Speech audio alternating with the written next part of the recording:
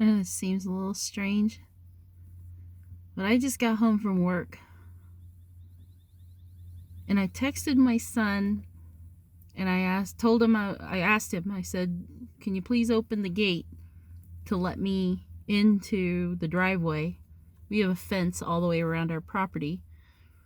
And I just pulled into the outer driveway, and the gate's still shut.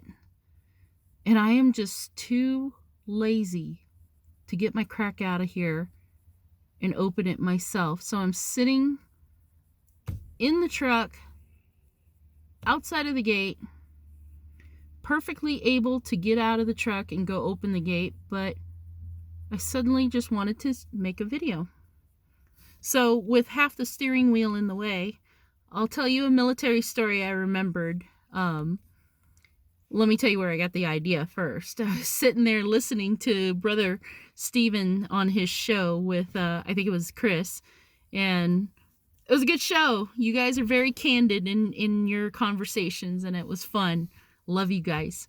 You guys mentioned your kids and teaching them survival.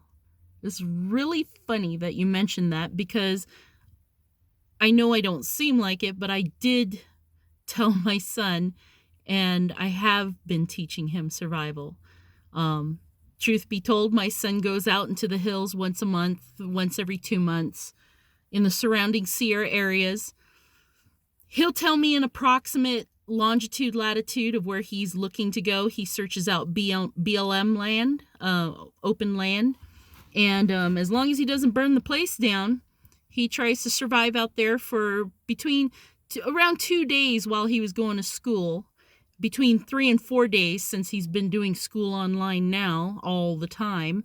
And he just goes out there and he brings a small ration of food, but the point is to try to salvage or scavenge for food.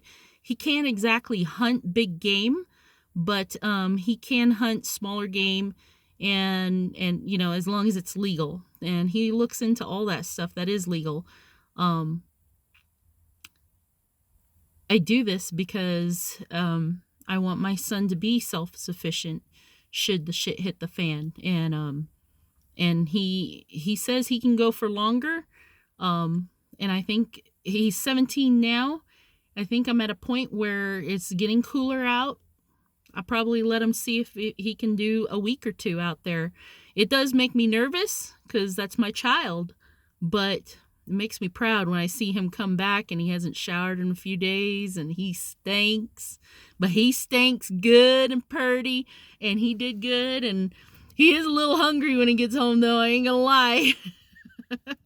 I'm like, "Did you catch anything?" He's like, "No, do we have anything in the fridge?" He goes beeline for the fridge. I'm going way out in the left field. This is a military story. So the reason I started getting my son into self-survival and self-sufficiency roundabout when he was 13, 14, pretty much when he was as tall as me and stronger than me. Then I knew he could go out and do more than me. And when I was in the military, I think it was around 2006, we had a TDY open. You guys remember what TDY means? Tour duty. It just means an exercise, or you go off, and it's not a deployment, but it's like a trip. It's a field trip. And I volunteered, and I finally got picked to go to Eastern Washington. I think it's like Spokane or Yakima or something like that. Out in Eastern Washington State, there's a base. I can't even remember the name of the base. I just remember you go out there for what's called SERE training. SERE training is an acronym, SERE. And it stands for Survival, Evasion, Rescue, and Escape. I'm not sure about the R. I think maybe it means something else, but somebody correct me. The reason I don't remember much is because it was the worst experience of my life. I hated it. It's not even, I say usually things about my experiences in the military. I usually like to tell people I'm glad I did it, but I'll never do it again because it just things that you've learned and you're happy that you learned. This particular experience I could have done without. But I wanted to be a badass, and I wanted to be able to say, yeah, I did SERE training. I can survive all this stuff.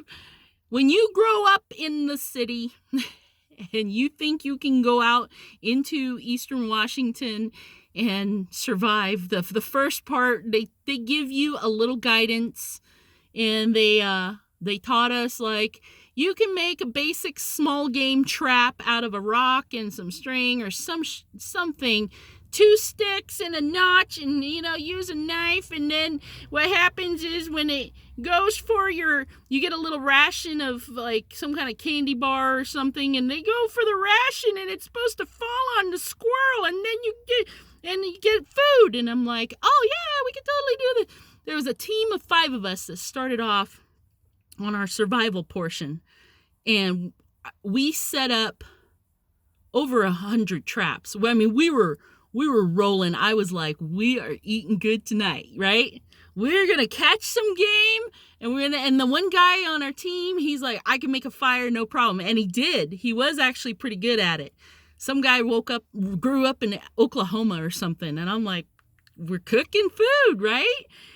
So we set the traps. By the time we set the last trap, I think it was like 115 traps-ish, we rounded it back again to check the first trap. Nothing. Trap 2. Nothing.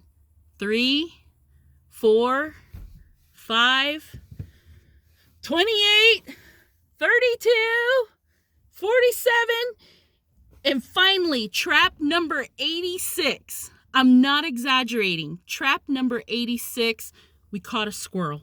It was like a gray squirrel. It wasn't even that big. I felt actually kind of bad because it looked like a young squirrel.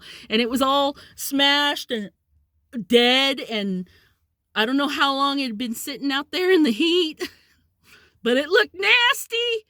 And I'm looking at this squirrel and I'm like, guys, 86 traps and we caught 1 squirrel and there's 5 adults. I looked at this guy, and I guess you're not supposed to really know names. I can't remember. And I was like, he was kind of like the team leader. And I was like, sir, we're going to die. And he's just kind of like, well, they're not going to let us die out here. I mean, they're going to have to pick us up eventually and da-da-da. Just so you know, I didn't really eat the squirrel. I did get a portion of meat, but it had been dead so long, it already had rigor mortis, and so we tried to cook it with the rigor mortis, and I didn't eat the squirrel. So for the first 2 days or something, I think it was 2 days for survival, I ate nothing, really. I had water, and I didn't eat anything. So, worst experience in my military career. That was the one thing I will not ever encourage anybody to do. Everything else is like, I can tell you it's going to be rough, but you're going to be glad you did it. You'll learn something. To be fair, I learned stuff there. I learned that if I ever crash in a jet and have to survive and evade the enemy, forget it. Just come and get me. That I'm prisoner of war. Just take me. I'm here. Because I am not setting 100 traps to catch 1 rigor mortis crispy squirrel. That's not going to happen. It just looked, it's like you may as well go into the hot streets or roads out in the freeway of Texas, pick up one of those flat armadillos that have been hit for 2 days and dried up and is in pieces, and just start, no, I'm going to eat that. No. Mama couldn't handle that. And that was one of the things. At that time, my son was only like 5 years old. But I came home and I told my ex-husband at the time, I said, I don't care what it takes. When Sam is old enough, he needs to learn how to survive.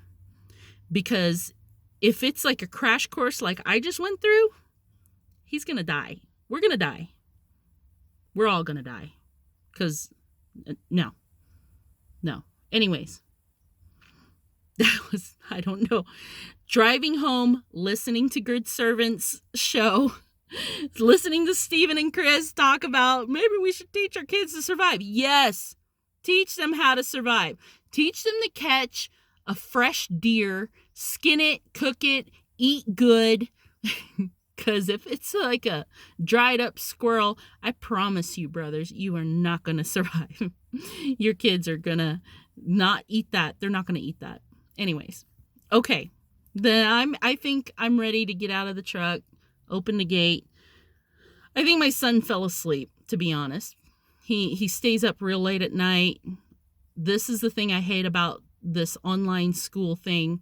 I'm paying $110 a quarter for my son to go to a charter school that no longer has school. He never had homecoming. He never had prom. He's not going to have a graduation. He just has to do his classes online. But that's a whole nother complaint, right? All right, time to go inside, time to start dinner, time to just get stuff ready. And for my friends and family that watch Good Servant, Stephen and I are planning to have a meet on Saturday morning. I hope Saturday morning there's enough people awake to really tune in, and I'm excited. Stephen sounds like a great guy, and it would behoove me to learn something substantial from him. And so I'm honored and I'm excited. My sister Faith, thank you for connecting us. And I'm going to go get ready for my evening. I hope you guys are doing well and had a good day. Tomorrow's Friday Junior. Weekend's coming. Just got to hang in there, right? Yeah. All right, guys. I love you. I hope you guys are loving each other. And like I say every time, stay sweet. Stay sweet? No? Stay salty. Yeah, that's the way we roll.